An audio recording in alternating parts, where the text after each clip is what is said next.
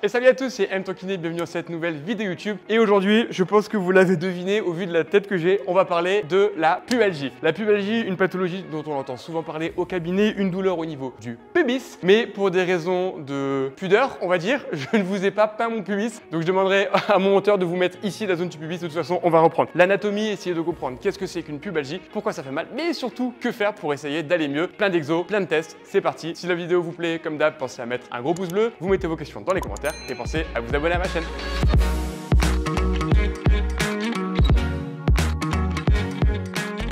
Alors, pour reprendre, qu'est-ce qu'une pubalgie? Comme son nom l'indique, pubalgie veut dire algie, douleur, pub pour le pubis. C'est une douleur dans la région du pubis. La région du pubis, qui se retrouve globalement à ce niveau-là pour moi, c'est une zone de croisement entre deux grands groupes musculaires et entre quatre muscles. Vous avez les grands droits, donc un grand droit à droite et un grand droit à gauche, et les adducteurs, avec une branche d'adducteur qui monte à droite et une branche qui monte à gauche. Et ces quatre groupes musculaires s'insèrent de part et d'autre du pubis, qui est une zone avec des très légers micro-mouvements. Et quand on a une pubalgie, c'est cette région qui devient douloureuse. Le problème, c'est qu'il n'y a pas que ces quatre tendons qui peuvent être douloureux. Vous pouvez aussi avoir des irradiations, par exemple, au niveau du dos, de certains nerfs, comme le nerf ilio-hypogastrique ou le nerf inguinal, qui peuvent vous faire des douleurs. Vous pouvez avoir des problèmes viscéraux qui peuvent vous faire des douleurs. Vous avez un ligament, le ligament inguinal, qui peut aussi créer des douleurs dans cette région. Et donc, pour savoir si votre pubalgie, elle est vraiment due à ces tendons et qui serait plutôt en fait une tendinite ou une tendinopathie des adducteurs, on va voir ensemble quel test effectuer, mais surtout derrière, quels sont les types d'exercices qu'il va falloir mettre en place. Déjà, un test très simple que vous pouvez faire, s'il est positif, vous pouvez vous dire que c'est pas vraiment ce type de pubalgie que vous avez. C'est le test de Valsalva. Il consiste à se moucher le nez et avec le nez bouché, à venir expirer au maximum. C'est un petit peu la même chose que ce qu'en font les plongeurs quand ils veulent rééquilibrer la pression dans les oreilles. Vous poussez. Si ça vous recrée des douleurs, déjà vous pouvez vous dire que votre problème, c'est pas une pubalgie en regard des adducteurs et des abdos. C'est sûrement autre chose, ça peut être une hernie inguinale, ça peut être autre chose, mais votre douleur n'est pas due à ça. Vous pouvez arrêter la vidéo, désolé. Nous nous reverrons. Salut mon pote. Si ce test est négatif, on va voir ensemble maintenant d'autres tests qu'on appelle la triade. En général, quand on a un problème au niveau des tendons, on a ce qu'on appelle une triade douloureuse. Ça veut dire douleur à la palpation, à la contraction et à l'étirement. Trois éléments, on va donc voir les trois tests. Pour reprendre un petit peu de l'anatomie des adducteurs, vous voyez que ce sont des muscles qui vont au niveau du genou et au niveau du fémur, qui vont s'insérer tout le long du fémur et remonter au niveau du pubis. On a plusieurs, on a le court, on a le long, il y a le grand adducteur, il recouvre, coucou petit papillon, il recouvre l'intégralité de la loge latérale et se termine sur le fémur ou sur le tibia. En général, quand ces muscles sont douloureux, ce n'est pas le corps musculaire le problème, c'est plutôt la zone des tendons. Donc vous pouvez venir ici en regard de votre pubis, vraiment très très haut, vous voyez, jusqu'à où ça remonte, venir palper dans cette zone-là et vous dire est-ce que oui ou non, à la palpation, j'arrive à redéclencher des douleurs. Si ce n'est pas le cas, le premier test est négatif. Le deuxième test, ça va être un test d'étirement. Étirement des adducteurs, il y a plusieurs façons de le faire. Vous pouvez soit venir vous incliner de cette façon, soit venir vous mettre au sol en écartant les jambes. Vous vous étirez, vous regardez est-ce que oui ou non c'est douloureux. Attention, est-ce que oui ou non c'est douloureux, ça veut dire est-ce que ça recrée la douleur que je connais. Si juste ça tire parce que c'est un étirement, globalement, c'est normal. Et enfin, dernièrement, pour la contraction, vous vous mettez au sol et là, vous venez serrer le genou le plus fort possible pendant 5, 10, 15, 20 secondes. Et une fois de plus, vous regardez est-ce que oui ou non, ce type de contraction redéclenche la douleur que je connais. Ça vous fait donc 3 tests. Si les 3 sont négatifs, vous pouvez vous dire que vous n'avez pas un problème au niveau de ces tendons. Si les 3 sont positifs, vous pouvez vous dire que vous avez un problème au niveau de ces tendons. Si vous en avez un ou deux, là, globalement, il va falloir regarder aussi s'il y a d'autres éléments qui peuvent concorder. S'il y en a 2, il y a de fortes chances, mais c'est pas obligatoire. Maintenant qu'on a vu si oui ou non on avait un problème type pubalgie au niveau de ces tendons, quels sont les exercices qu'on va pouvoir mettre en place? Avant de vous montrer les traitements, si ce type d'explication, si vous aimez comprendre l'anatomie, comment fonctionnent les muscles et évidemment le body painting, vous pouvez aller voir tout ça dans mon livre qui est rempli justement de dessins, de photos, de vidéos et d'explications comme ça pour savoir que faire quand j'ai des douleurs, pour savoir comment bien bouger, quel type d'exercice faire, comment faire un squat ou un sumo squat justement pour cibler plutôt vos adducteurs. Vous verrez tout ça. Si ça vous intéresse, je vous laisse regarder. Le lien est dans la description.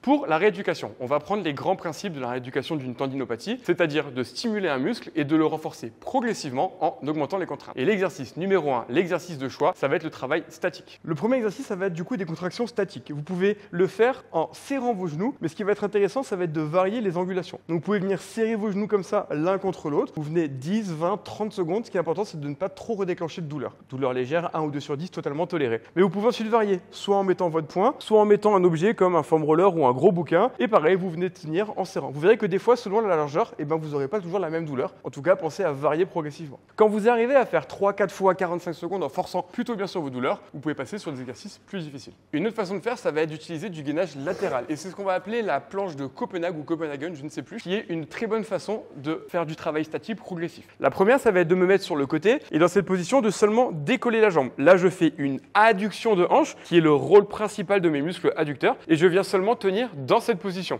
Ensuite, je peux le faire de la même manière, toujours pour ma jambe droite, en étant en planche ici et en tenant.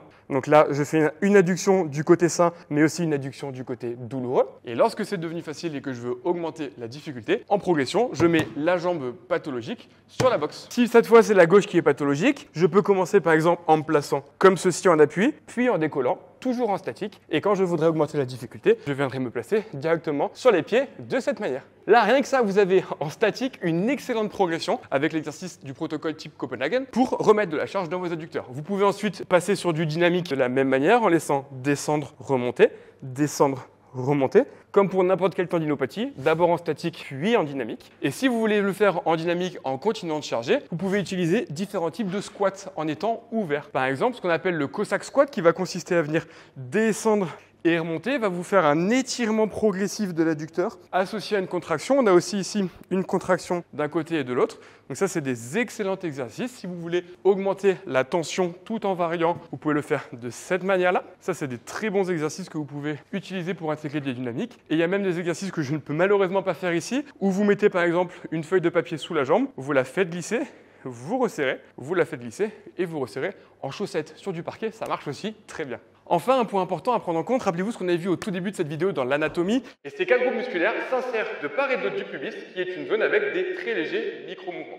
Les adducteurs travaillent en synergie avec les grands droits, c'est pour ça qu'on les a dessinés aussi. Donc ça va être intéressant de faire des exercices où les deux types de groupes musculaires vont travailler. Par exemple, les grands droits qui ont plutôt un mouvement antéro-postérieur doivent travailler avec les adducteurs qui, eux, vont plutôt serrer les jambes. Un exercice assez facile à faire, ça va être de venir, par exemple, serrer au maximum le foam roller ou n'importe quel outil entre vos jambes et dans cette position, venir soit réaliser des exercices de type sit-up pour faire des grands droits avec les adducteurs, soit des mouvements de Russian twist où là vous allez activer et vos grands droits mais aussi vos obliques. Le but, ça va être d'être capable comme ça de réintégrer de plus en plus de mouvements en changeant de direction jusqu'à derrière aller réintégrer évidemment le mouvement sportif. Si vous êtes un footballeur qui a besoin de faire des changements de direction, vous allez devoir venir travailler de manière beaucoup plus dynamique et beaucoup plus explosive sur ces changements de direction et sur de la vitesse pour pouvoir retourner sur le terrain et limiter le risque de récidive. Au final, même si vous n'avez pas de douleur ou si vous avez eu des douleurs et que vous êtes soigné, je vous conseille de garder en permanence du gainage latéral. Pourquoi? Et ça, cette valeur, c'est mon ami Pierre, un collègue du cabinet, que vous pouvez retrouver sur le compte Kineas qui me l'a donné. C'est hyper intéressant de faire quotidiennement ou plutôt en préactivation avant le sport du gainage statique de plus de 30 secondes vous permet de réduire le risque de blessure de 45%.